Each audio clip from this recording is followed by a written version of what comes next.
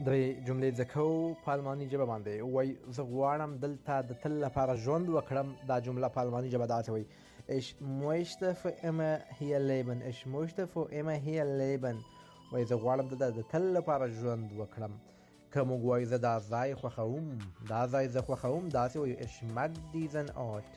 Ich mag diesen Ort. دا ځای زه خوښوم. که موږ چا نه پوښتنه کوو دا ځای ستا په کومه وجه خوښ شو، یا دا ځای ستا په کومه وجه خوښیږي، وجه څه شی ده، دغه جمله په الماني ژبه څنګه وایو؟ لږ سخته جمله ده، خو ګور څوک یې صحیح لیکي په کمنټ کې به زه صحیح جمله هم درته اخر کې لیکم.